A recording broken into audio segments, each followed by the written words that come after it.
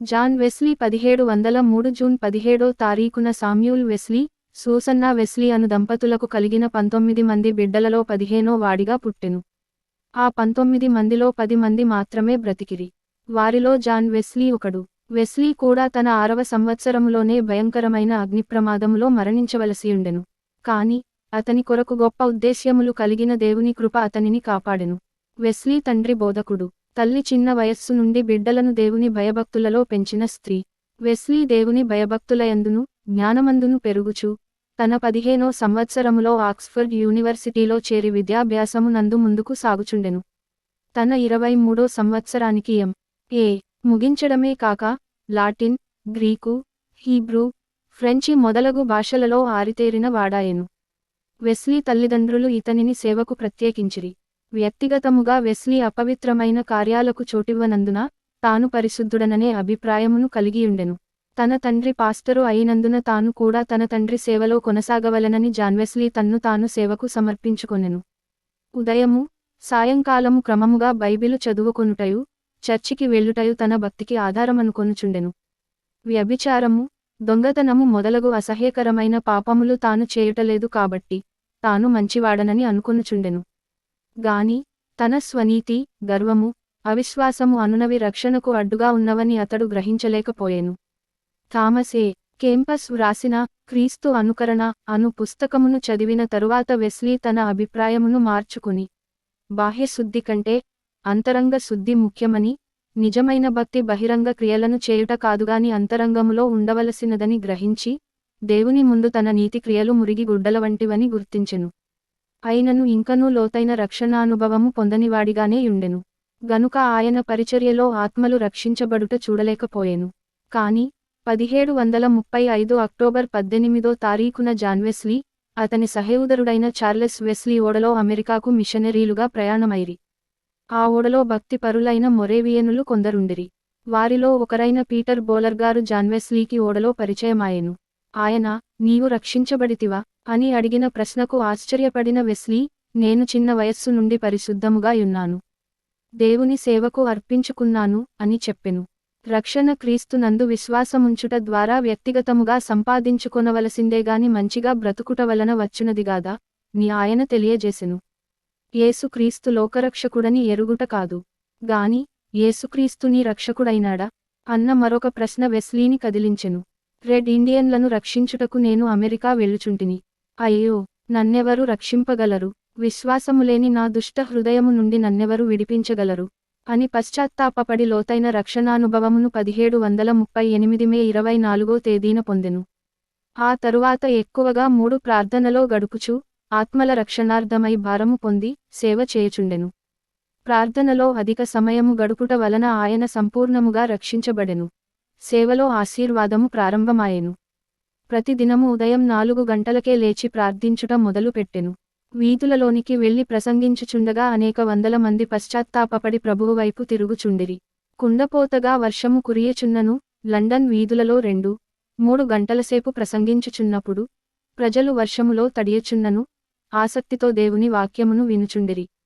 పశ్చాత్తాపము, మారుమనస్సు, పాపక్షమాపణ గురించి నొక్కి చెప్పే ఆయన బోధను ఇష్టపడని క్రైస్తవ దేవాలయములు ఆయనను ఆహ్వానించకపోయినను, జాన్ వెస్లీ గుర్రముపై ప్రయాణము చేయుచు వీధులలో ప్రసంగించుచు బలమైన వర్తమానముల ద్వారా అనేక బండ హృదయములను పగులగొట్టుచుండెను.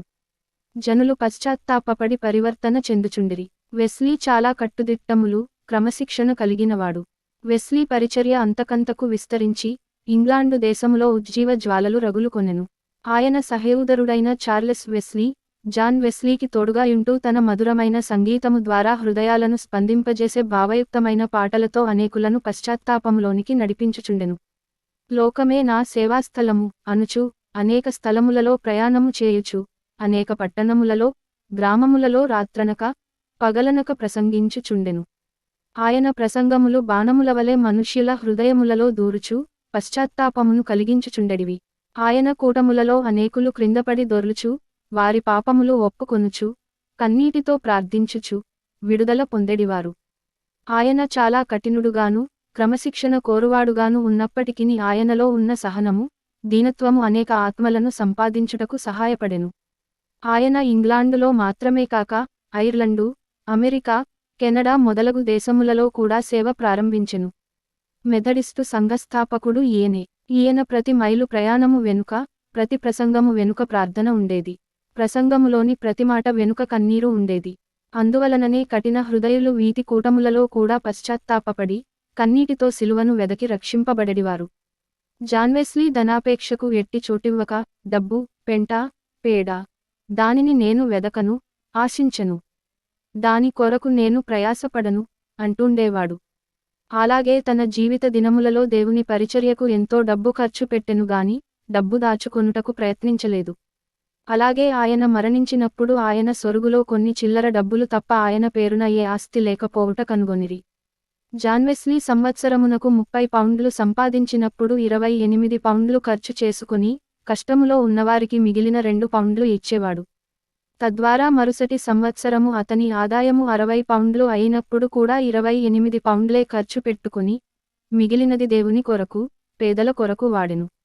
మరుసటి సంవత్సరము 90 పౌండ్లు సంపాదించినను 28 పౌండ్లు మాత్రమే తన కొరకు వెచ్చించుకుని, మిగిలినది దేవుని నామములో పేదలకిచ్చెను. 4వ సంవత్సరము అతని ఆదాయము 120 పౌండ్లు అయినప్పటికీ, తన ఖర్చుల కొరకు ఎప్పటివలె 28 పౌండ్లే ఉంచుకుని మిగిలినది దేవునికిచ్చెను. తన ఆడంబరములకు వినియోగించుకొనుటకో, తన జీవిత స్థాయిని పెంచుకొనుటకో ప్రయాసపడక, తన సంపాదనతో దేవుని మహిమపరచెను. వీలైనంత వరకు ఆదా చేయి, ఆదా చేసినదంతా దేవుని కోసం ఖర్చు పెట్టు అనెడివాడు. జాన్ వెస్లీ తన సేవలో 36వ సంవత్సరము వరకు 22,50,000 మైళ్ళు గుర్రముపై పయనించి, 40,000 ప్రసంగములను చేసెను. అనేకసార్లు ఈయన మీటింగులలో 20,000 జనముండేవారు. ఈయన తన సేవా జీవితం 40వ సంవత్సరమున సేవలో ప్రయాణించిన దూరము సరాసరి లెక్క చొప్పున రోజుకు 20 మైళ్ళు, సంవత్సరానికి 8,000 మైళ్ళు. ఈయన సంవత్సరమునకు 5,000 సార్లు ప్రసంగించెడివాడు. సువార్త సేవకై $30,000 తన సొంత ధననిధిలో నుండి వాడెను. ఈయన 10 భాషలు నేర్చుకొనెను. ప్రతిరోజు ఉదయం 4 గంటలకు లేచి ప్రార్థించి 7 గంటలకల్లా ప్రసంగించటం మొదలు పెట్టేవాడు. ప్రభువా, నీ కొరకు కాలిపోని గాని తుప్పుపట్టనివ్వవద్దు, నిష్ప్రయోజమైన జీవితము జీవింపనీయవద్దు అని మాటిమాటికి ప్రార్థించెడివాడు. తన 83వ ఏట దినమునకు 15 గంటల కంటే ఎక్కువ వ్రాయలేకపోతినే అని చింతించెడివాడట. తన 86వ ఏట దినమునకు 2 సార్ల కంటే ఎక్కువ ప్రసంగములు చేయలేకపోతినే అని సిగ్గుపడ్డాడట. తన 86వ ఏట ఉదయం 5:30 గంటల వరకు పడుకోవాలని ఆశ కలుగుతుందని బాధపడి, తన డైరీలో వ్రాసుకున్నాడు. చివరికి జాన్ వెస్లీ రష్యాలో సేవ చేస్తుండగా వచ్చిన తీవ్రమైన జ్వరము వలన 1791 మార్చి 2వ తేదీన తన 88వ సంవత్సరములో ప్రభువునందు నిద్రించెను. దేవుడు మనకు తోడుగా ఉన్నాడు అనేవి ఈ కల్వరి యోధుని